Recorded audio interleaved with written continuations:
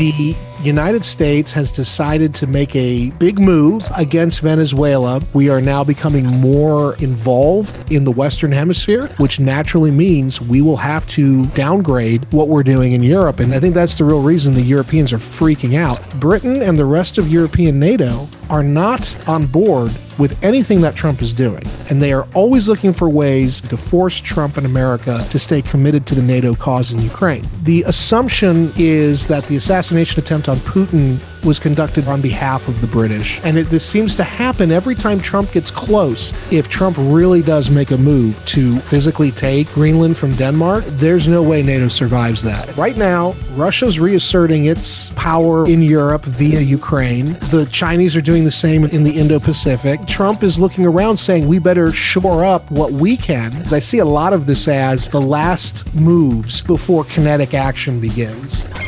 World War III is already happening. This is a house of cards, and it is in the process of collapsing right now. You're going to see an economic crash, the likes of which we've never seen. Hi folks, Canadian Prepper here. Back again. For the second time, I pressed the record button this time with Brandon Weichert. We spoke last year after the 12-day war in Iran, and I'm glad to have him back. Hopefully he can help us make sense of what's going on in the world. He's a geopolitical analyst and founder of the Weichert Report, a former congressional staffer who holds an MA in statecraft and national security affairs and has written extensively on great power, competition, and emerging threats. And he told me before this that he just started a podcast on Rumble, and I'm hoping that he moves it over here to YouTube and maybe gives YouTube a second chance. How are you doing today, Brandon? I'm doing well, and the podcast is called National Security Talk. NatSec Talk is what you'll find it on Rumble, and it's also a companion piece to a once-a-week show I host through iHeartRadio called National Security Hour, and that airs every Wednesday at 8 p.m. Eastern. Good stuff. I'll post a link to that in the description below. Now, we were talking beforehand about how there's a lot more going on than was last year, even though there was a lot going on last year. We had the whole stealth bombers thing at Diego Garcia. That's after the first time we talked. And then we had the 12-day war that happened. Now we have things flaring up in the Western Hemisphere. We have Taiwan about to accept $11 billion worth of American weaponry. They've now presumably maybe not been cut off from Venezuelan oil, but it's going to be more leverage that the United States has at the negotiating table. We have a tanker that was intercepted today in the Atlantic that belonged to the Russians, which is another first. And of course, Iran is back in the news once again as they seem to be at risk of some kind of insurrection there. Brandon, where should we start today? What's top of mind for you with respect to this World War III flurry of events that is developing? I think we should start out at the top of the top of the news cycle, which is Venezuela, the Western Hemisphere, because ultimately these are all fronts in the same conflict. What you see happening today is the United States has decided to make a big move against Venezuela because of the connectivity that Venezuela has to China and Russia, Iran. But I think it's important to note that this move, I think, was triggered by China's moves in the rare earth mineral market and the silver market recently, because I was getting a sense as we were spending months and months and months building up these forces in the Caribbean, I was starting to get the sense that Trump actually was getting gun shy. And ultimately, the reason that he pulled the trigger, I think, is because specifically of what China did with the silver markets going into the new year, where they were putting these high restrictions on silver exports, and it was disrupting pretty much the entire economy as a result.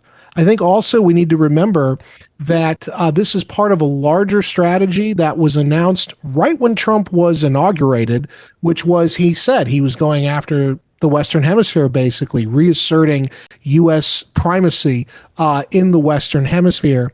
And I think Venezuela plays into that strategy. My issue right now, though, is I think that focusing on Venezuela and doing what he's doing in Venezuela, I think is a bit of a distraction in this sense. we have to first control the strategic choke points of Western Hemisphere. So things like the Panama Canal, the Drake Passage down, which is that waterway separating, very narrow waterway separating Antarctica from South America, which the Chinese have complete control over right now. We need to control those choke points first, and then start worrying about whatever military action we're talking about doing in Venezuela, because Venezuela could become a major problem if the regime collapses and there's chaos and we can't actually access the kind of resources Trump is telling everybody he can access. And just so people know, just to timestamp this video, because Maduro has been captured, just so people know this is after, but you're talking about the regime that you're saying is still in place there. Okay. Well, Delcy Rodriguez is what was the vice president. She's now elevated to the president. Her brother, Jorge, I believe is his name, is the head of the parliament, the National Assembly. Padrino Lopez, the defense minister, has been made more powerful. And Diosdado Cabello, who is the interior minister, and I think the justice minister as well, but I know he's the interior minister. He is really the head of this so-called Cartel of the Suns, which supposedly is why Trump went in to deal with. But ultimately, right now, it looks like removing Maduro just strengthened the regime, because now more competent players are taking over. Because really, Maduro, as you can see from these videos of him, he was sort of this figurehead. I mean, he really wasn't the guy running the network. He's a bus driver. There. He was a bus driver, exactly. Right. Which is not to say anything bad about bus drivers, but I mean, it takes a certain type of person to be in a leadership role and to do it vigilantly enough to not be scooped up in the middle of the night. Right. Absolutely. And so I think that's the thing to keep in mind is, Western hemispheric defense was always on the table with Trump. And that was reaffirmed, by the way, a couple months ago when the Pentagon finally released the new National Security Strategy Memo, the NSS, in which basically the Pentagon said, because of what the Trump administration was ordering it to do, it was not going to prioritize Europe. It really wasn't going to prioritize the Middle East. It wasn't even going to really prioritize direct action in the Indo-Pacific as much as it was going to prioritize what was going on in our own backyard in the Western Hemisphere. And this is a larger play because right now Russia's reasserting its, power or control in Europe via Ukraine. The Chinese are doing the same in the first island chain in the Indo-Pacific. And so I think Trump is looking around saying we better shore up what we can in order to better, as you noted, get leverage, particularly over the Chinese, to better get leverage so we can have a stronger hand, in diplomacy, or even what may be probably happening, the shaping up of the Third World War, because I see a lot of this as the last moves before kinetic action begins. On the topic of regime change, I'm not sure if you know, but the Venezuelan stock market has been very hot since Maduro was taken out. But interestingly, it was also quite hot in the couple days prior to his arrest. So I think it was in the week prior to his capture, the stock market was up like 38%. And it was like 38% is a lot for a week. And that was prior to Maduro. So it almost suggests that there was some insider knowledge that this was going to happen. Now, the Venezuelan stock market was kind of ticking upwards ever since the United States started to bring its Navy into the region, but not like that. Like it really, took off. Yeah, it's definitely, if you look at the chart, it's like a skyrocket, it's going right up. And so that almost seems to indicate that someone knew that this was going to happen, either of that regime. I mean, there's all kinds of theories that maybe the regime was in on it, they wanted him gone, or it was a deal that was maybe cut. What are your thoughts on that? Well, the CIA has since admitted to the New York Times that there is a high-level infiltrator at the highest levels of the regime, and that person, I'm assuming, is still very much in power. Now, some have suggested it was Delcy Rodriguez herself. Others have suggested that it could be Padrino Lopez, who was making a power play. We won't know, probably ever, who the insider was. But I do know that we deployed CIA paramilitary teams to the country in August. And really their primary mission was to do pattern of life surveillance on Maduro, to basically keep track of every movement he makes, find the patterns, so that if and when we wanted to take him or kill him, we could do it with relative ease.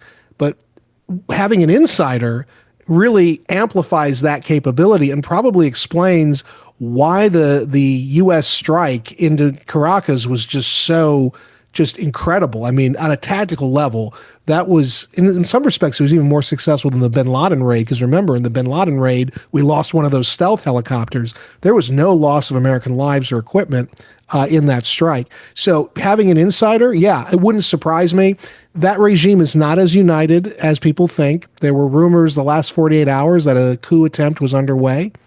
That's not been confirmed yet, but there's a lot of rumors coming out of there about real divisions within the regime. So it is very possible that elites in Venezuela are aware and were making deals. In fact, I actually think there might have been some, if not a deal, certainly some forewarning from the Trump administration to the Putin administration that Trump was getting ready to do this, because the Russian response to the collapse of Venezuela has been very muted.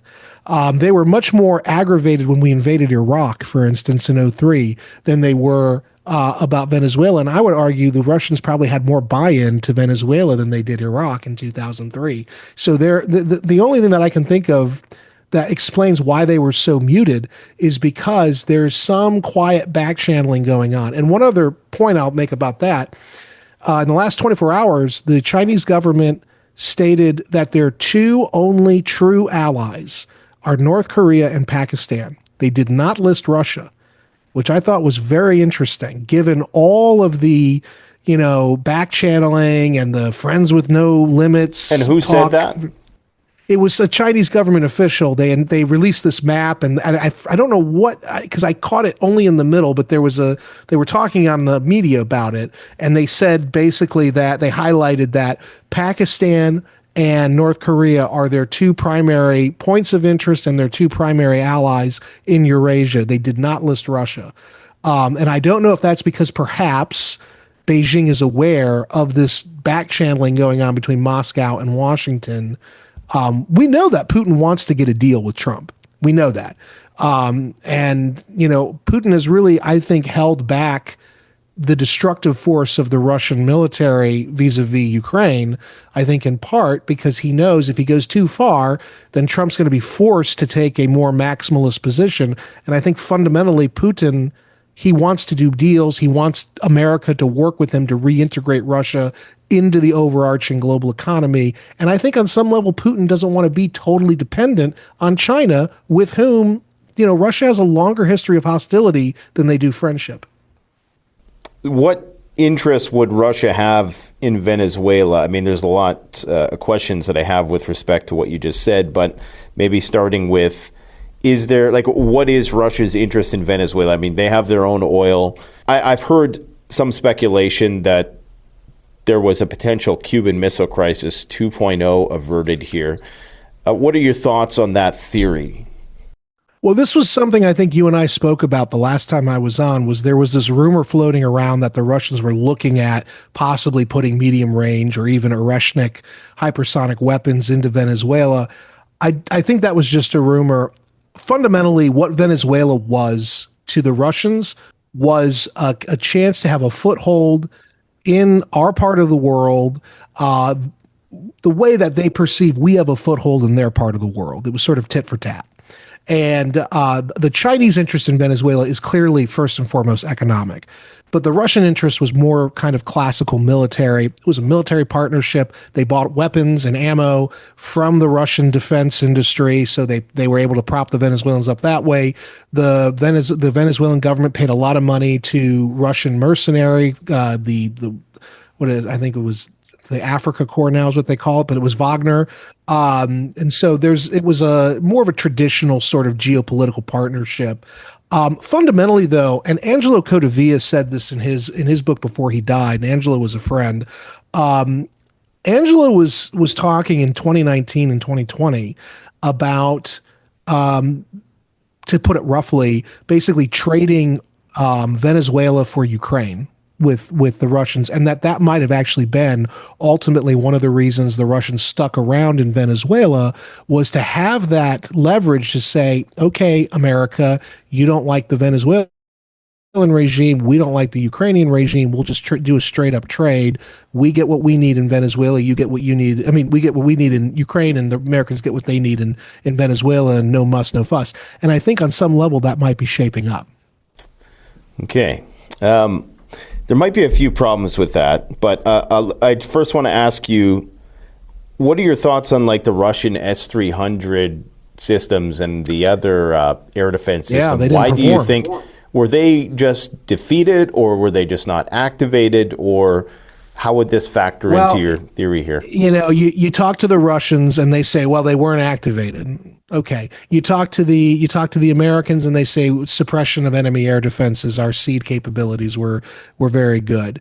I have no idea how to answer that because we don't really know the details of what really went down. I do know that the SEAD capabilities we deployed from those Growlers were very effective against those Chinese-made early warning radar systems.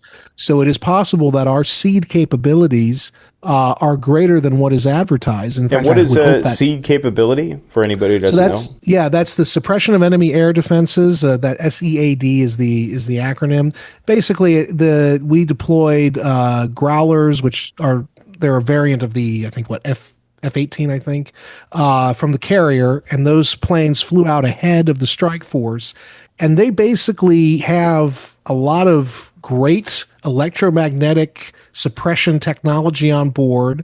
They sort of zap the radar, shut them down electronically.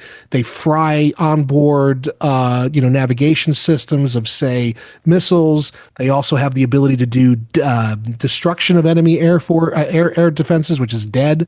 So they can also, with missiles, just hone in on radars and blow them up physically. And so anytime we do an airstrike or kind of a special forces raid on the scale that we did in Caracas, you're going to see SEAD going out ahead and electronically jamming as many enemy radars and missiles as possible. And so it is very possible that our jamming technology is much better than we're letting on, which is a good thing. So if there was this back channel swap, I heard Zhirinovsky, I'm not sure if you're familiar with Zhirinovsky, he's the Russian pundit who is now deceased, but he's made a lot of like accurate predictions. I think he predicted. I saw that clip. Yeah. Did you see the clip where he was talking about Venezuela? No, I saw the one where he was talking about helping Trump in the election or whatever, but he made a lot of predictions that seemed to be coming true. One of them was that, exactly like you said, the Americans will take Venezuela, we will take Ukraine. But the only problem with the argument is that it seems like the pressure on Putin is mounting. Like, I'm sure you're familiar with the Russian accusation that there was a assassination attempt on Vladimir Putin. I think that was true. Yeah, we've had attacks on their shadow tanker fleet. Yeah. There was attacks on offshore oil platforms in the Caspian Sea. If you look at the volume of attacks on oil and gas infrastructure under Trump, they drastically exceed what we've seen under Biden. Yep. And I mean, I'm sure there's a whole other list of things that have happened.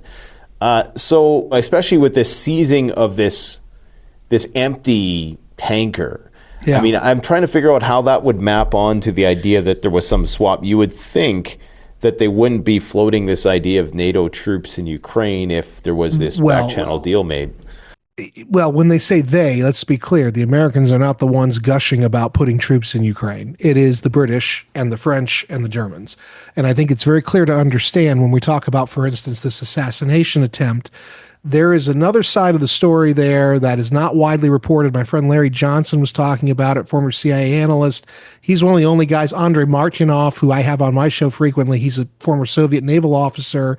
He talked about it briefly in the last couple of weeks. The assumption is that the assassination attempt on Putin was conducted by the British or on behalf of the British. And that the reason that they did that was not even really to kill Putin. They were hoping they would. But the real goal was to actually weaken Zelensky's ability to represent the Ukrainians, because the British are grooming Zaluzhny, the former general of Ukraine, who now is, I think, the ambassador for Ukraine to Britain. They're grooming him, and I know this for a fact because I've been on. I know this for a fact that they are grooming Zaluzhny to eventually replace Zelensky. And so the theory from guys like Larry Johnson, and I think they might be right, is that the British conducted those drone strikes on the dacha where Putin was supposedly going to be. More than killing him, they were really trying to undermine Zelensky, who at the time was negotiating directly with Trump at Mar-a-Lago. And the scuttlebutt was Zelensky was actually going to do what Trump wanted him to do. But the assassination attempt complicated the ability to get this deal finally done. And we saw this happen in May of last year, where there was some real movement between Trump and Putin. And then suddenly there was that attack on Putin's helicopter that was averted. This seems to happen every time Trump gets close. So I think it's important for your audience to understand a couple of things. The first is that Britain and the rest of European NATO are not on board with anything that Trump is doing. And they are always looking for ways to undermine what he's doing to force Trump and America to stay committed to the NATO cause in Ukraine. The other thing to remember, Donald Trump is not a detail guy. So I think he probably is very serious about trying to get a deal with the Russians, but he's also has these people around him who are very much anti-Russia, and they are the ones calling the day-to-day shots in terms of things like seizing the tanker, or in terms of things like these loose talk about putting NATO forces into Ukraine. That usually is not coming from Trump. It's usually coming from one of his people who, if you look at the people around him, a lot of them are not committed to the Trump agenda in Europe. A lot of them are neocons. And so you have that you have to factor in as well. Another thing you have to factor in is the fact that Donald Trump is not somebody who stays committed to a single course of action until the last possible moment. So he might be trying to get more leverage on Putin for an inevitable negotiation by taking these tankers and going after the Ghost Fleet. But he still wants to get a deal. Yeah, I mean, I think I had heard that he was he was aware that the CIA was attacking, or was aware that the Ukrainians were attacking the Shadow Fleet, and that he was okay with that because that provided him leverage in negotiations. Yeah. And that there was speculation that maybe he knew about this assassination attempt, because I think he has stated a couple times that he thinks the Russians are misrepresenting what happened or outright lying about it. And I guess I don't know, it seems like we keep being told that he is not on board with the NATO agenda, but he seems to persistently hang in there for some reason. Like, from the beginning, have always thought that whole division within NATO was just kind of good cop, bad cop stuff, that it didn't really seem like there was anything material that was being there to substantiate it, other than the fact that, okay, we're not giving Ukraine money anymore, but we're obligating Europe to up its military spend to 5%. And if I'm Russia looking at that, I'm thinking, okay, well, what are they going to use that 5% of military expenditure on? It's going to be for us. And now Trump wants Greenland for its strategic purpose, because the Russians have been establishing a very substantial foothold there, as you know. Yes. Pretty much, for the trade corridor, just militarily, strategically, nuclear weapons, all that stuff. So understandably, the Americans want a presence in Greenland as well. But all of these things are kind of, antithetical to any sort of deal between Russia and the United States, it seems. So I'm not sold on this idea that Trump wants peace with Putin as much as people say. I'm not saying he's like a hardline neocon. I think there's there's probably like a bit of average Joe in there that just wants to make money and, do it in the American way. But I haven't seen anything yet that makes me convinced that, the situation, like some of the things that he said and done, if Biden had said those things, people would be up in arms, like the nuclear submarine deployment. Well, it's true. It's true. I think you have to remember, though, Trump listens to the last person he spoke to. That tends to be the person that sticks in his mind. The people around him, people like Susie Wiles, Marco Rubio, those are the people giving inputs daily, minute by minute. And I think a lot of this is him trying to placate that wing of his team, because Trump, people have to understand, Trump, I know he's seen from the kind of reality TV show as like, I'm the guy who fires people and I say things nobody else. But in reality, his management style, Trump doesn't like confrontation. He actually doesn't like firing people. And so he relies heavily, particularly this administration, on his chief of staff, Susie Wiles, who is very much an old school Republican. She does not like Russia. She is not okay with sort of that MAGA foreign policy. And he is relying on her, and he listens to her a lot. And I think that's the reason why you're having cognitive dissonance from what his stated objectives are or were to what his actions are. But even then, his actions, he has been dialing back the aid to Ukraine, and this is part of the tension with Zelensky. He has been slowing down the intelligence sharing. He has been doing things to dial things back, not to the point he should be, but I think that's also because he's doing this weird balancing act between his key advisors who keep wanting to go in and his own instinct, which is, I think I need to scale this back. But I think that's why you're seeing in real time that internal fight playing in public. Do you think that the people who are surrounding him, having seen these successes in Venezuela, might now be emboldened to actually take a run at Putin? Like, are we going to wake up one day and hear about, an actual assassination attempt or a takeover of the Russian government, or, well, they've already tried those things. Yeah, they've already tried those things and it hasn't worked. But they are emboldened. You're right about that. I want to also quickly say one thing, because you brought up Greenland, and I want to say that I don't believe that that's part of a good cop, bad cop thing. I think Trump is very serious about taking Greenland, and he's happy to see NATO collapse if that's the result of him going after Denmark's supposed territory in Greenland. But in terms of the neoconservative element around Donald Trump, they are very emboldened right now, so they might try to do more against Russia. At the same time, though, I think we are now becoming more involved in the Western Hemisphere, which naturally means we will have to, downgrade what we're doing in Europe and let the Europeans figure it out. And I think that's the real reason the Europeans are freaking out, because for all their talk about we're going to increase our budgets and we're going to do this and we're going to do that, at the end of the day, it comes down to capacity and scalability. The Europeans lack both. They cannot, their defense industrial base without America is nothing. And the American defense industrial base is strained as it is. So you remove us from the equation, though, suddenly NATO is just a paper tiger, and everybody knows it. So on the topic of NATO's dissolution, then, you actually think that the Trump administration wants to back out of NATO? I think Trump does. And I think that that's something he's wanted since, the 1980s.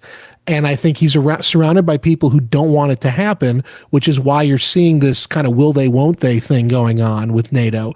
But by default, if Trump really does make a move, either to purchase or to actually take militarily, physically take Greenland from Denmark, there's no way NATO survives that. And that's not even talking about what's going on in your neck of the woods in Canada.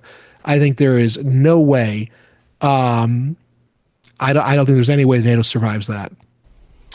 It seems like my guess is that they're probably going to make some sort of purchase. If they can already access it for military purposes, because they have those agreements going back to like the 50s or something, right? Yep. Where they have their Patuxent Air Base. Yep. And I guess the question is, what more do they want there? Like, what do you think they hope to set up there? Like when they get Greenland, what do you think they're going to do with it? So definitely there's going to be an additional 7 to 8 more military facilities established on Greenland by the United States.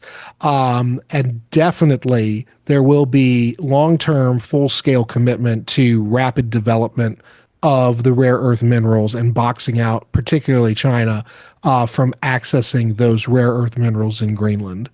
From there, there's also, because I talked about the choke points earlier, right? So you want to control Panama Canal Zone down south. You want to control Drake Passage down south. You want to control Greenland because it's sort of the geostrategic anchor of the Arctic. And the Arctic has just a bevy of untapped natural resources. Right now, the Russians and Chinese are exploiting them. We're not really exploiting them to the way we could and should be. Then there's also the issue of trade. There's an actual trade corridor that the Russians have created called the Northern Sea Route, which is a rival to the Suez Canal. And thanks to Russia's 11 nuclear-powered icebreaker fleet, they are able to exploit that. And a lot of companies, shipping companies, are starting to prefer using the Northern Sea Route over the Suez Canal because of the whole Red Sea, Houthi, all the threats to the shipping down in the Suez Canal. That causes prices to go up for those shipping companies. So they rather use the Northern Sea Route, which is pretty, serene. I think it's shorter too, like to get from I think China it is shorter by like 12 Europe. days, I think. And it's a Vladivostok to Northern Europe route. There's an alternative, though, the Northwest Passage, which cuts through Canadian territory. And the Americans have wanted to exploit that and actually build a rival to the Northern Sea Route on our side of the Arctic. But the Canadian government, since the 1970s, has been basically fighting the Americans on developing such a route. And the key thing would be, if we can actually develop a rival to the to the Northern Sea Route, it would cut along the North American northern coast, and it would link American naval power through the Arctic, beginning at Greenland, cutting all the way to the Bering Strait in Alaska. And so that's why we're talking comprehensively. We're talking about Western Hemispheric defense. So you think they're going to build 7 or 8 military That was bases something there? I heard from a friend of mine who's involved with this issue in the Pentagon.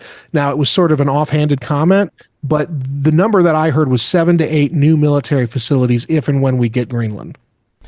Yeah, because I was looking at a map yesterday, and I know the Russians have at least a dozen, if not more than that, military facilities on their side of the Arctic. Yeah. And I think it's important to remember, this is my friend Dr. Elizabeth Buchanan. She's got 2 great books out, Red Arctic and So You Want to Own Greenland. I have her on my show pretty frequently now. She's an expert in the polar regions, and I didn't know this until she told me. She said that Russia, I think they have like 55, I think they have the most of any country. They have the most coastline along the Arctic, which is why they're so heavily invested in the Arctic, because it's one of their largest, adjoining territories. And so the United States right now is kind of being boxed out, not just because of the fact that we have a smaller area of access, but also because the Canadians and Denmark through Greenland are kind of blocking us from being able to exploit more fully strategic advantages of the Arctic. And so Trump's trying to change that. So if Trump doesn't want to be in NATO, wouldn't attacking Russia's oil and gas infrastructure, and I know this was under Biden, but Nord Stream, wouldn't that only embolden and strengthen NATO's resolve? Because the purpose of NATO is the Russian threat primarily. Yeah. So if you remove the Russian threat, then NATO doesn't really need to exist. But is there some, there must be something that the Americans are getting out of NATO. I mean, there's the age-old, keep the Germans down, the Russians out type thing. And maybe it has something to do with... I don't think we're getting anything out of NATO.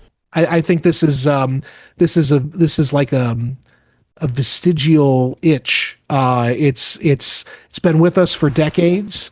There are people in the globalist community. I mean, I'll tell you what, one person that I know, a military officer who used to work in Brussels, He said, Brandon, he goes, the reason NATO exists still for my country, he says it's a huge jobs program. He goes, think about how the people who are employed, if that were to go away, what would we do with all of those people that are working directly or indirectly because of NATO? And so it's become a sort of like this bureaucratic inertia.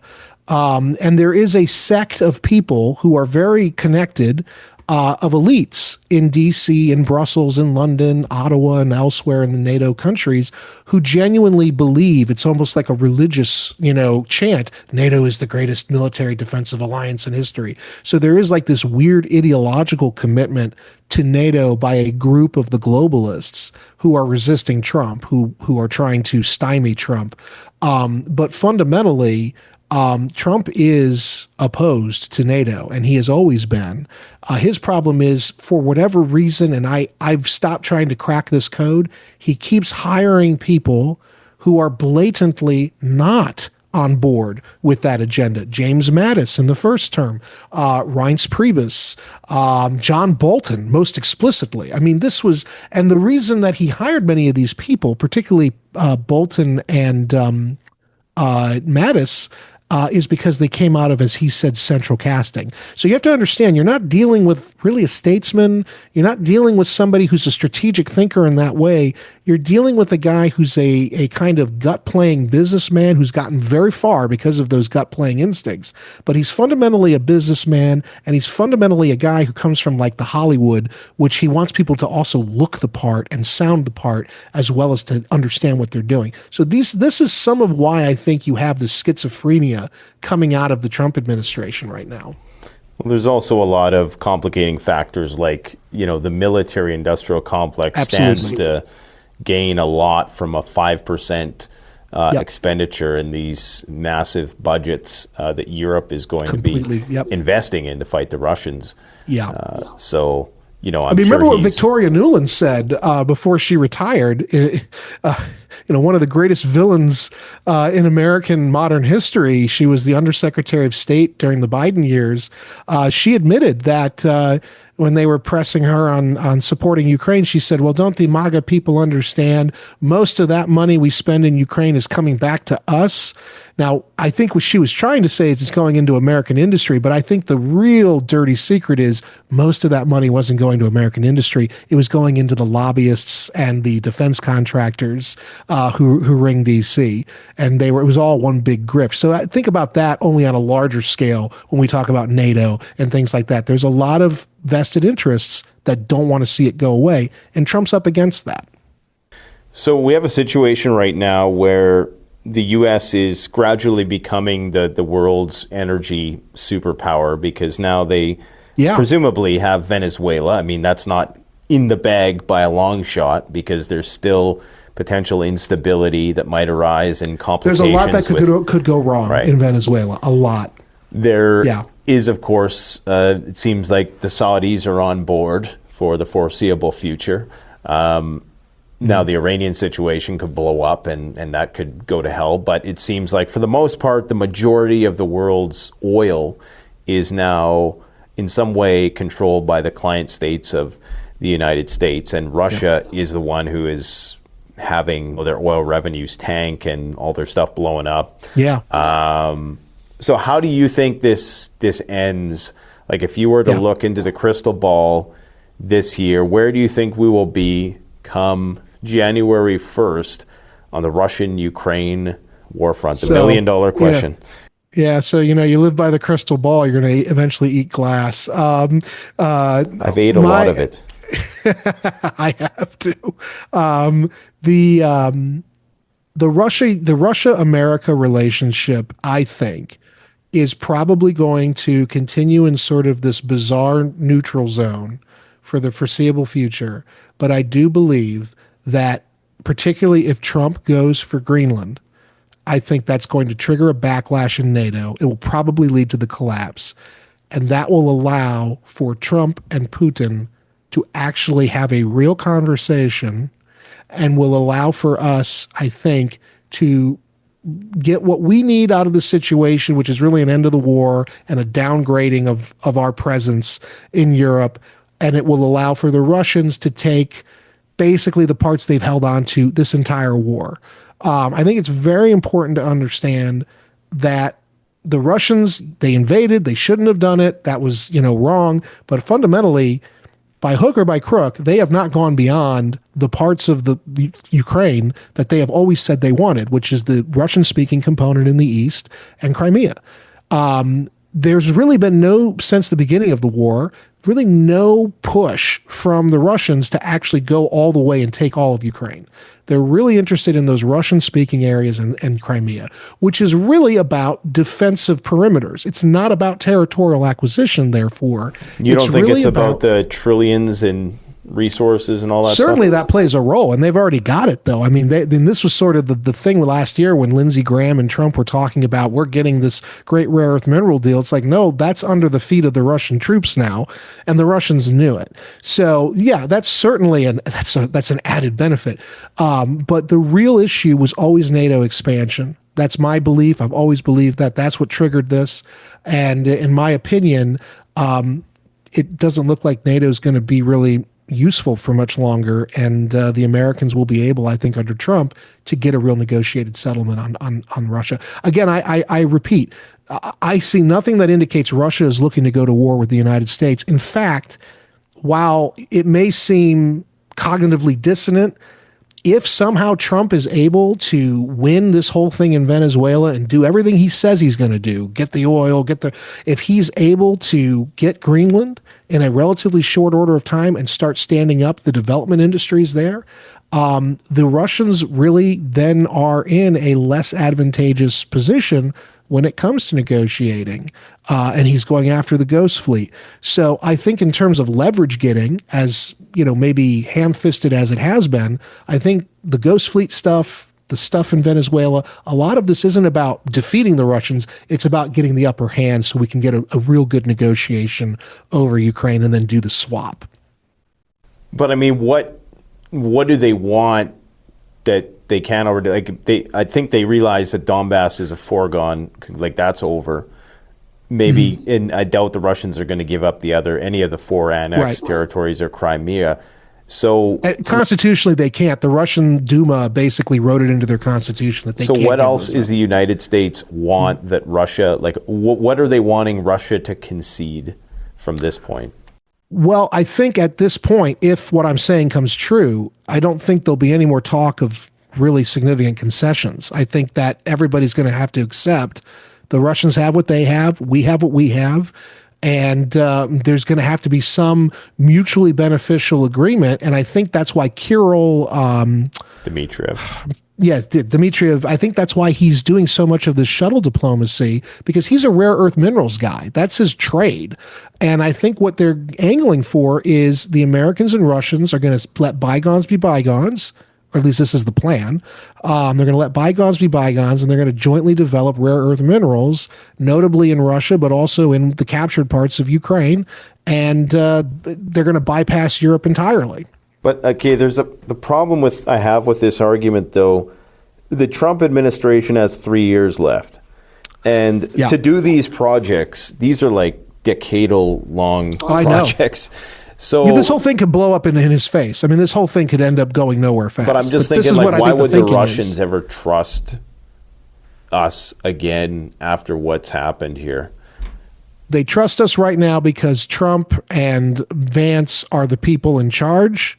Whether they have full control or not, I think the Russians understand they don't have full control.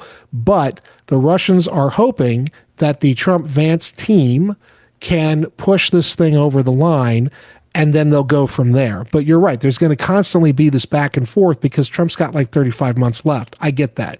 But I think this is the strategic thinking that's going on in the White House and with the MAGA people in the White House. Yeah, I'm not so sure that the Russians trust Trump and Vance, but, I think they have to pretend like they do anyways, because I think they would rather get a deal with them than try to negotiate with a Kamala Harris or Joe Biden, I think is what the issue is. Yeah, I guess they're both different approaches. I guess one of my concerns, though, is that because the U.S. has been getting a lot of W's lately. I mean, whether it's, across the Middle East with Not with economically, Israel. but certainly geopolitically. Yeah. Right. And that's putting a lot of pressure on the Chinese. And so it's putting a pressure on the Chinese, putting pressure on the Russians. And as you start backing these great powers into a corner, if you want to call Russia great power, I'm not sure, but they're a nuclear armed nation, and they could destroy the planet if they wanted to. Don't we run the risk that something potentially goes awry, or you force the Chinese to take some preemptive action somewhere, or maybe the Russians feel forced to take some preemptive action? Yeah, the chance of miscalculations are high. They're high right now. Yeah. Like I suspect right now, the Russians have been withholding a response to this Russian Christmas right now, so they haven't, been doing a whole lot. Yep. But it seems like they're biding their time and they're getting ready to. I think that's fair. Yeah, they probably are. I think the big one to watch is China. And I think, I don't know if I said this earlier, but I think the refocusing by Trump on our part of the world, I think is part of a larger trend that's going on, which is the rise of tripolarity. So we're out of the unipolar moment.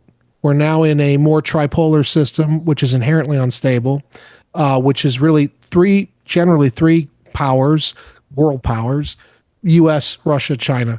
And, Russia's focusing on their part of the world mostly. China's mostly focusing on their part of the world. We're trying to shore up our part of the world, because those three blocks for the next 5 to 10 years at least are going to be sort of the primary forgers of international affairs. And so in this very fluid, changing scenario, changing from one world order to a new world order, you're going to have the prospects of severe miscalculation at all-time high.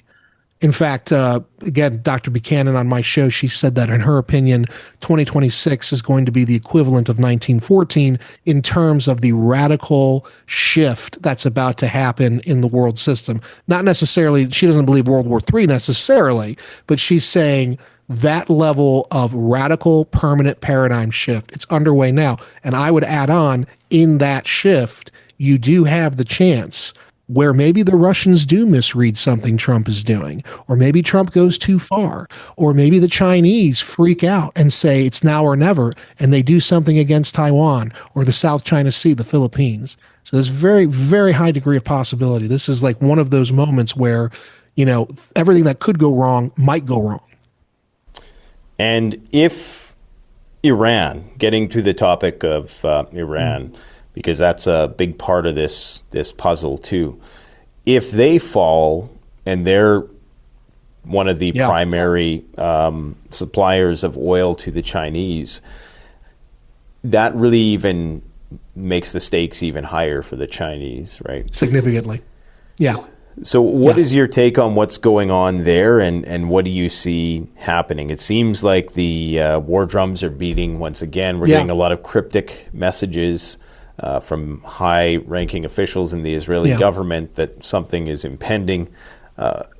I seem to think that they're going to wait until this protest round fizzles out, if it does, and then attack maybe. But what do you think?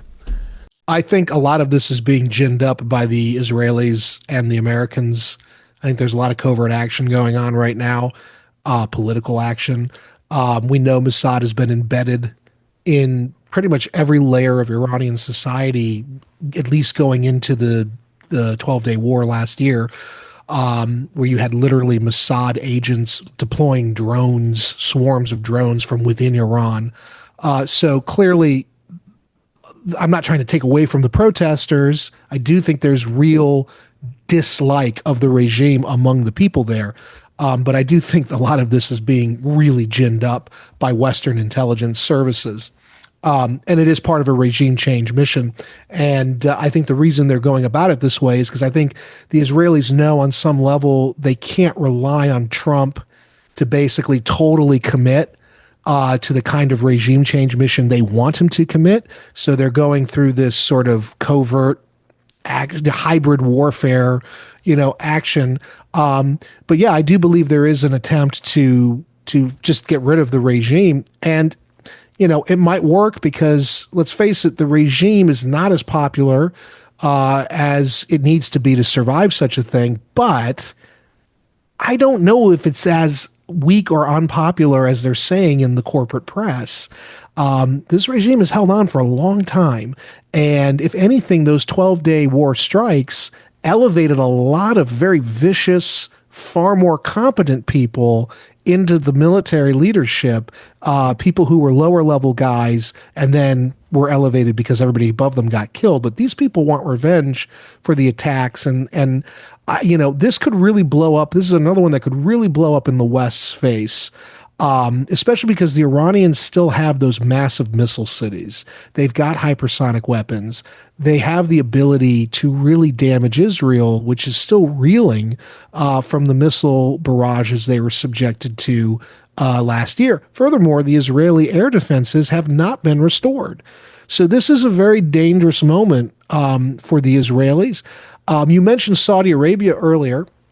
There's an interesting news story coming out about Turkey, Saudi Arabia, and Pakistan forming this new alliance. I would contend this new alliance is not predicated on protecting, the traditional American position with Israel in the Middle East. I think this new, Arab-Turkish alliance is actually meant to deter Israel, because the Saudis in particular have been irate ever since the Israelis did that airstrike on Doha, Qatar last year, where they blew up those two, I think they were Hamas guys or Hezbollah guys. And the region has never been the same since then, because now the Arab leaders are saying, wait a second, we've really gone along with the Israelis for like 20 years, and they're still killing our leaders. So this is sort of a really interesting inflection point. The Iranian situation is not going to be as clear-cut, I think, as what people are saying. It's not going to be a simple question of people overthrow the government, when we put the old king comes back and everybody's happy again. This thing could really ignite a much larger war, because the Russians and Chinese still are invested in Iran as well. They may not have helped Venezuela because Venezuela is too far away, but particularly Russia views Iran and the Middle East as part of its strategic interest. So do you think the deal that was struck with the Saudis and the Pakistanis for nuclear mutual defense guarantees, or whatever it was, I don't know all the details, but essentially the Pakistanis would provide the Saudis with nukes or nuclear protections. How do you think that factors in here? Is that for Iran or is that for Israel? I mean, it seems is absolutely, sorry. It seems like it's for Iran, but I don't think it's for Iran. You don't think so? I think that might be a twofer. I think it might, because look, the Saudis still very much, there's this religious divide, obviously, between the Saudis and the Iranians. There's an ethnic issue, but I think the fact that the Saudis announced this after Israel began striking Doha, Israel began telling the Egyptians, you're going to have to accept large numbers of Palestinian Arabs because we're going to displace them with our attacks in Gaza. And the Egyptians are taking up their own kind of resistance to that. I think this is really about maybe double deterrence, but certainly deterrence against Israel. Hey, Israel, you really push us. We're going to do what you don't want us to do, which is overnight surge a nuclear weapons capability. And it might be double deterrence directed against Iran as well. But it's important to note this is all happening in the context of Israeli actions across the Arab world. Well, I mean, you have Turkey that's a part of NATO.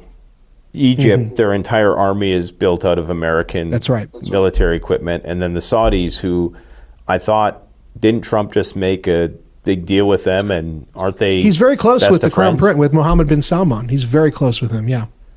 So how does that work then if the biggest ally in the region is Israel, but all these people are so closely, or these nation states are so closely aligned with the Americans? Like how does this, where do the Americans fit in with all this? Well, I think the key thing here is, in my opinion, the American position is downgrading in the Middle East one way or the other because of what's going on elsewhere. But I think the key thing to remember is, before this last year, the Sunni Arab states were cooperating increasingly more with Israel, where you had the Abraham Accords to me were the solution to the security problem, and now I don't think that's going to happen. So the Saudis, the Arab Sunni states are going to conditionally cooperate with the Israelis, primarily because they're trying to keep Washington happy. But as the American position naturally declines in the Middle East, the Sunni Arabs are going to look for a new agreement. And that's why now you see them bringing in the Turks in this new alliance. You see them now, the Saudis, talking about getting these nuclear weapons from or being protected by Pakistani nuclear weapons umbrella. This is all happening about a year and a half after Israel is perceived as having taken unacceptable radical military action, either directed against Gaza, directed against Syria, directed against the Egyptians with the possible refugee flow, and of course with the bombings of Doha. So I think that you're watching the birth of a new NATO in the Middle East, but it's not one that's designed to protect the American-Israeli axis. It's one basically designed to be a shield against unwanted further Israeli military action. So just to recap then, I have to be in agreement with you about the issue of how severe these protests are, because you're also seeing footage of like large crowds of supporters of the regime. Right. And then there's the whole Basij thing, and this is something that has happened in Iran time and time again, where you'll get these huge waves of protests. I remember one of the women that was killed, she was kind of a martyr. And then there was the stuff back in 2008. So I think there's a good chance that this will fizzle out, which is not to say, though, that they don't have like severe economic problems. Absolutely. And apparently They've got like a lot of problems. Geological problems. They're running out of water and I all of this stuff. I read a report on that recently. Right. Yeah, Tehran is running out of potable water. Yep. Right. So, and if the sanctions stranglehold continues, then we can presume those issues are only going to get worse. Absolutely. So to me, one way or another, this culminates into some conflict. Would you say that is going to happen this year? I mean, a lot of people thought it would happen last year, that there would be I thought it would be December of last year, but it could very well happen this first quarter of the new year. Absolutely. When I say conflict, I mean it might be another bombing run. It might be covert, things going on behind the scenes stuff. Yeah, that type of stuff. But ultimately, something is going to happen because all of the conditions on the ground now are arranged in such a way where there's a cascade, there's a chain reaction of events underway right now that will lead to a final showdown for the existence of the Iranian regime. Are you familiar with the large amounts of like cargo planes and stratotankers that have apparently been headed to Europe and to the Middle East? Do you think that that's abnormal, or is that a part of broader exercise going on in Europe? No, I think it's the exact same pattern we saw before the 12-day war. And I don't think this is about Europe, because somebody online had said, oh, clearly Trump's getting ready to do something in Europe. No. They're transiting through Europe on their way down to CENTCOM's area of responsibility. So this is something pertaining to Iran, I think. Is there any other signs you think we would see before things popped off? Like, would we have to see another strike carrier group head into the region? Would that be a sign, or will we see that at all this time? You'll probably see another strike carrier group at some point, but be watching Diego Garcia, but, Trump doesn't like to repeat, what he did the last time. So I would just be watching those airplanes right now passing through Europe. I don't believe their final destination is Europe. They're going to end up in the Middle East, and it's not just fuel they're bringing. It's not just food. They're bringing troops. They're bringing equipment. And so something is getting ready to happen. I don't know if it will be identical to what happened before, just because of how Trump doesn't like to replicate things. So. And now that I think of it, I don't even think they used many of the U.S. assets. Like, I think they used some of the ISR, but like the stealth bombers came from from Whitman, didn't they? Yeah, they flew out to Whitman, and then I think they did mid-air refueling, and then they went in. Right, and then whatever the Israelis did, they did from Israel. So it's not like they. They did they did from Israel and from Azerbaijan. Okay, that's right. Yeah. Yeah, they had a little covert enclave going on there, which they now have better relations with. They are, yeah. So basically, what you're seeing with that, and this kind of plays into spheres of influence and whatnot. What you're seeing with that is there is a reorganization right now underway, or competing reorganization attempts. You have the Silk Road by China, which Russia's kind of involved with through Central Asia, and then you have it's this weird bedfellows of U.S., Turkish, and Israelis trying to reformat the energy and trade flows coming out of Central Asia into the Middle East into areas that are dominated by either the Israelis, the Turks, or the Americans. And this is all part of a reformatting of the energy and trade flows away from primarily Chinese-dominated trade flows into American-affiliated ones. Okay. On that note, moving eastward, and perhaps the least notable theater, at least right now in terms of being in the news cycle, but that could mean that it's getting ready to flare up, is the China-Taiwan situation. Since we last spoke, there was a new Japanese prime minister or president? Yeah, it's prime minister. Prime minister. Yeah. She's a lot more hawkish towards... She's very hawkish. The Chinese. Yeah. We had the $11 billion deal go through. We have North Korea firing missiles every other day. Yeah. Where do you see this situation going? And in light of the fact that the Chinese seem to hold the cards as it comes to rare earth metals, but the Americans still control the chips, which everybody is after because there's this mad dash for super AI. How do you see that situation developing there? Well, I don't know if you saw also, speaking of the chips, Baidu has their IPO and they're like the largest search engine in China.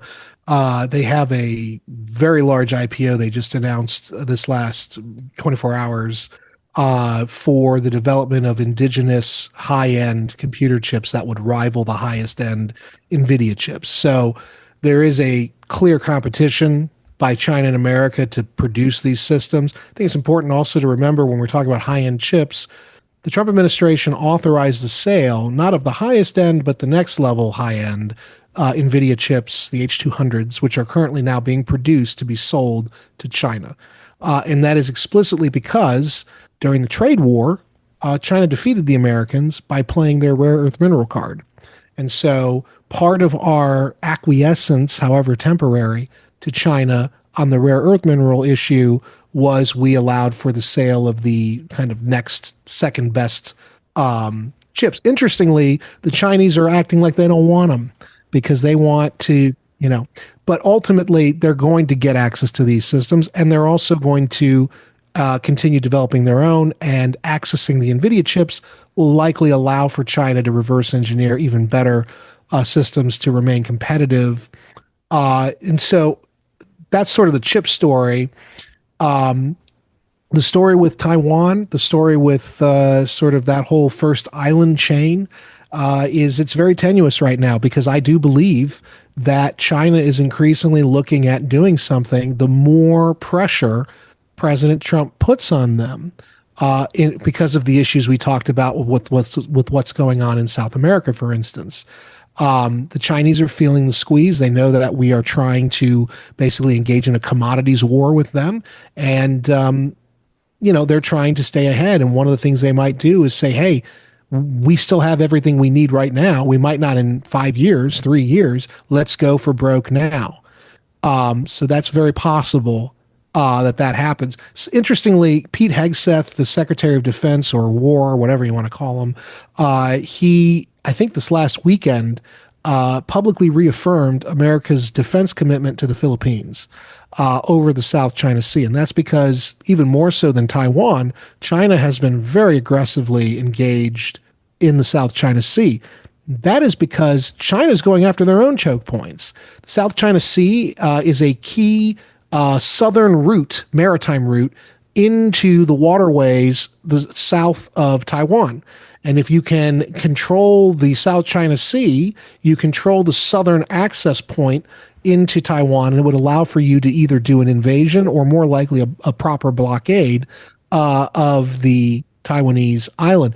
This is why I'm forgetting the name of the strait. Is it the Bashi Strait? There's near Luzon in Philippines. There's a waterway that the U.S. Marine Corps has placed a basically anti-ship ballistic missile system with the idea that the Chinese, if they decide to do a military movement against Taiwan through the south, they're going to have to pass through this waterway, and we're going to have the NASAM missile system there to harry whatever Chinese warship passes through, which is one of the reasons why China is obsessed right now with asserting its control over the South China Sea, because they can't really hit Taiwan the way they would want to until they can control all the passes, maritime passes coming into Taiwan. Interesting. So you think the pressure that is mounting with the energy squeeze, that could potentially be something that pushes, if the Chinese feel that they've peaked, then now's the best time. As they see their allies fall one by one, it seems like they might be thinking like, well, we gotta, pull our weight. That's my read. Now, Mitch Presnick is a friend of mine, and he's brilliant, but he's of a different mind, and he thinks that China's not going to do anything militarily. They're just going to keep doing trade because they think we're going to burn ourselves out, which very well may be the case. But you're asking me now in January 2026, taking into account what's going on, with these commodities shifts because of what Trump's doing geopolitically. I think that China is certainly getting concerned, and they're feeling the squeeze because right now their ace in the hole are the commodities, specifically rare earth minerals, silver. But if Trump is finding new sources and somehow is going to exploit them, that's going to undermine their ability to have leverage on us in the long run. Yeah. Do you know, with respect to their chips, I haven't researched this much, maybe you have, don't they require the lithography systems that are made in Europe, or do they indigenously produce those? So so it's funny, they're trying to build their own machines. They have access to the ASML lithography machine. There's an interesting story that I kind of went viral a few months ago. I shared. It was anecdotal. I don't have any way of proving it, but somebody I know who's involved with ASML told me that a while ago the Chinese broke one of their lithography machines that was from ASML. They called ASML and said, "Hey, we need you to warranty, come out and repair it." ASML sent out technicians to kind of see if they could fix it. And the technician determined that the machine did not break because of, whatever. It broke because the Chinese they took it apart and attempted to reassemble it, and they got it wrong. And as one colleague told me who does business in China, he told me that the Chinese actually will purposely break the machine, call the company from the West to come out and basically dissect the machine and repair it right in front of the Chinese engineer. That way the Chinese engineers now know all the inner workings under the premise that they need it repaired and they want to understand. But this is how part of their reverse engineering platform works. But yeah, they still are, there's a limit to what they can do. I just want to point out what I said to Robert Lighthizer team in 2019, eventually the Chinese will figure things out. Look at how far they've come in 50 years. This idea that we can just rest on, well, they can't figure, lithography machines out on their own, they can't develop their own, indigenous high-end chip, that'll get us through for a little bit. But eventually the Chinese will figure out a workaround. And sometimes good enough is good enough. If they can get, 5 nanometer chips, and suddenly they decide to hit Taiwan and they knock out the TSMC semiconductor fabricator there. That's 90% of the world's share of production for high-end chips. Guess what? The Chinese may not have 2 nanometer chips, but they got 5 nanometers and nobody else does at that point, or very few do. And suddenly they elevate themselves in that sort of, because the need for those chips globally is not going away anytime soon. So. Interesting. Well, I appreciate you sharing your knowledge on this stuff today. We've Hopefully went it's all helpful. around the map, and you've definitely provided a lot of insight into these matters, and I would encourage people to go and check out your podcast. How often do you upload to Rumble? Right now, we're doing the Rumble is 2 times a week, and I'm trying to do more, but I have a day job and everything. And then my Wednesday show is once a week on any iHeart station. You can get it anywhere podcasts are sent out. It's called National Security Hour, but my show on Rumble is National Security Talk. Perfect. Look forward to checking that out. Any guests on the horizon? Ray McGovern will be coming on soon. We're just trying to hammer down a date. The holidays kind of screwed the booking up a little bit for me. And trying to get a Wes Mitchell as well, who's a very respected geopolitical guy, in the next couple weeks. Awesome. Well, good stuff, man. Well, thanks for coming out. And when shit hits the fan here in the next few months, we'll have to have you back on again. Well, you got my to talk information. Just let me know. I'll be here. What we got right and what we got wrong. I'm sure that I will get some things wrong, and that's fine with me. It's usually 50-50 for all of us. All right. Thanks a lot, man.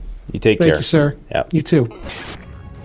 The best way to support this channel is to support yourself by gearing up at CanadianPreparedness.com, where you'll find high-quality survival gear at the best prices, no junk, and no gimmicks. Use discount code PREPPINGGEAR for 10% off. Don't forget, the strong survive, but the prepared thrive. Stay safe.